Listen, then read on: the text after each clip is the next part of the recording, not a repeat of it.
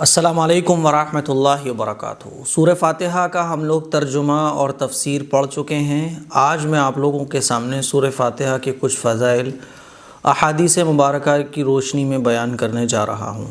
سورہ فاتحہ کا ہم لوگوں نے ترجمہ پڑھا تھا۔ اگر آپ نے اس کلپ کو نہیں دیکھا ہے، قرآن کا ترجمہ شروع ہو چکا ہے، تو آپ قرآن کے ترجمے والی کلپ کو ضرور دیکھیے گا۔ آج میں آپ لوگوں کے سامنے سورہ فاتحہ کے کچھ فضائل بیان کرنے جا رہا ہوں۔ نمبر 1، پہلی حدیث ہے، حضور علیہ الصلوۃ والسلام کا ارشاد ہے، قسم ہے اس ذات کی جس کے قبضے میں میری جان ہے کہ سورہ فاتحہ کی نظیر نہ تو توریت میں نازل ہوئی، نہ انجیل میں، اور نہ زبور میں، اور نہ خود قرآن مجید میں۔ کوئی بھی صورت ایسی نازل نہیں ہوئی ہے، نہ توریت میں، نہ زبور میں، نہ انجیل میں، اور نہ خود قرآن میں کوئی ایسی صورت نازل ہوئی جو سورہ فاتحہ کے جیسی ہو۔ اتنی عظیم الشان صورت ہے سورہ فاتحہ، اور یہ حدیث جو ہے ترمذی شریف میں موجود ہے۔ میں نے یہ ساری حدیثیں نوٹ کی ہیں تاکہ میں آپ لوگوں کو یہ حدیثیں سنا سکوں۔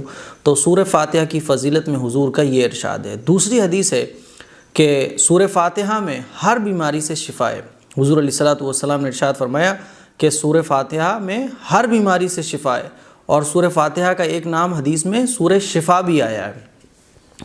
تو سورہ فاتحہ کو اسی لیے بعض دفعہ ہمارے بزرگوں نے بتایا ہے کہ سورہ فاتحہ کو پانی پر دم کر کے مریض کو پلانا چاہیے۔ کوئی مریض کو اگر آپ دوا کھلا رہے ہیں تو سورہ فاتحہ دم کر کے اس دوا پر کھلائیں تو اس سے فائدہ ملتا ہے۔ تو سورہ فاتحہ میں ہر مرض کا علاج ہے، ہر مرض کی شفا اللہ تعالیٰ نے سورہ فاتحہ میں رکھی ہے سوائے موت کے۔ تیسری حدیث سنیے گا، حضور علیہ الصلوۃ والسلام کا ارشاد ہے کہ قرآن کی تمام صورتوں میں عظیم الشان جو صورت ہے وہ سورہ فاتحہ ہے، الحمدللہ رب العالمین ہے۔ کتنی عظیم الشان صورت ہے جس کو ہم اور آپ نماز میں پڑھتے ہیں، لیکن کبھی ہمیں اس کا اندازہ نہیں ہوا کہ اتنی عظیم الشان صورت ہے جو ہم لوگ نماز میں پڑھتے ہیں۔ اب یہ ساری حدیثیں آپ سنیے گا اور پھر سورہ فاتحہ کی عظمت کو پیش نظر رکھتے ہوئے نماز میں پڑھیے گا، پھر دیکھیے گا کہ نماز میں کتنا مزہ آتا ہے۔ چوتھی حدیث ہے، حضور علیہ الصلوۃ والسلام کا ارشاد ہے، حضور نے ارشاد فرمایا کہ اللہ تعالیٰ نے فرمایا کہ نماز یعنی سورہ فاتحہ کا جو ایک نام ہے وہ نماز بھی ہے، کہ سورہ فاتحہ میرے اور میرے بندے کے درمیان دو حصوں میں تقسیم کی گئی ہے۔ یہ اللہ تعالیٰ نے ارشاد فرمایا، نصف میرے لیے، نصف کہا جاتا ہے آدھے کو، عربی میں نصف کہا جاتا ہے آدھے کو، نصف میرے لیے اور نصف میرے بندے کے لیے، اور جو کچھ میرا بندہ مانگتا ہے وہ اس کو دیا جائے گا۔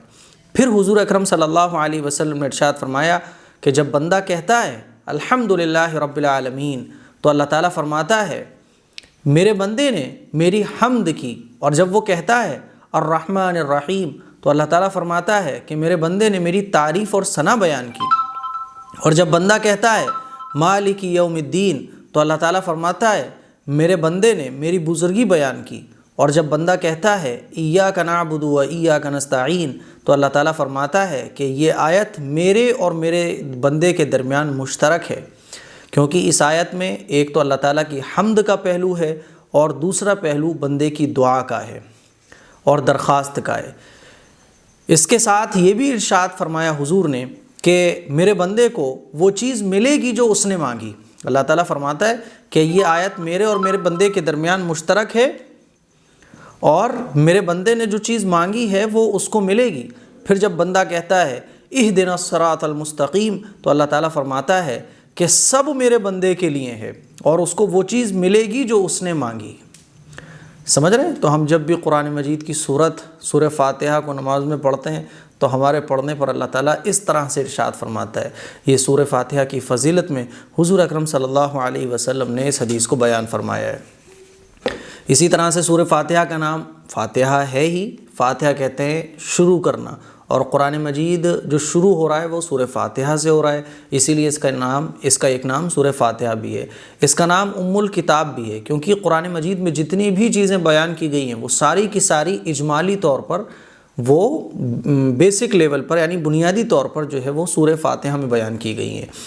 سورہ فاتحہ میں اللہ تعالیٰ نے توحید کو بیان فرمایا ہے نا، اللہ تعالیٰ نے جو چیزیں سورہ فاتحہ میں بیان کی ہیں اجمالی طور پر اس کو کھول کے بیان کیا ہے پورے قرآن مجید کی باقی صورتوں میں، اسی لیے اس کا نام الکتاب بھی ہے، اور اس کو سبع مثانی بھی کہتے ہیں کیونکہ اس میں 7 آیتیں ہیں، اسی لیے اس کا ایک نام سبع مثانی بھی ہے۔ اس کے علاوہ اس کو کنزن بھی کہتے ہیں، اور اس کا نام وافیہ بھی ہے، اور اس کا نام الحمد بھی ہے، اس کا ایک نام الصلاۃ بھی ہے، اور کافیہ بھی اس کا ایک نام ہے، اور بھی بہت سارے نام اس کے ذکر کیے گئے ہیں۔ ایک اور حدیث میں نے نوٹ کی ہے، حضرت ابو سعید خدری رضی اللہ تعالیٰ عنہ سے مروی ہے کہ آپ صلی اللہ علیہ وسلم نے ان سے فرمایا کہ میں تم کو مسجد سے باہر نکلنے پر قرآن کی سب سے عظیم سورت سکھاؤں گا۔ یہ صحابی رسول جو ہیں حضور کے ساتھ مسجد میں تشریف فرما تھے، تو حضور نے ان سے فرمایا کہ میں تمہیں مسجد سے باہر نکلنے پر قرآن کی سب سے عظیم سورت سکھاؤں گا۔ پھر آپ نے میرا ہاتھ تھام لیا، جب آپ مسجد سے باہر آنے لگے تو میں نے یاد دلایا، تو آپ نے ارشاد فرمایا کہ وہ سورت الحمدللہ رب العالمین ہے، یعنی سورہ فاتحہ ہے۔ تو یہ کچھ حدیثیں میں نے آپ لوگوں کے سامنے بیان کی سورہ فاتحہ کی فضیلت میں، ورنہ سورہ فاتحہ کی فضیلت میں مستقل موٹی موٹی کتابیں لکھی ہوئی ہیں۔ یہ بڑی عظیم الشان صورت ہے، بڑی عظیم الشان صورت ہے۔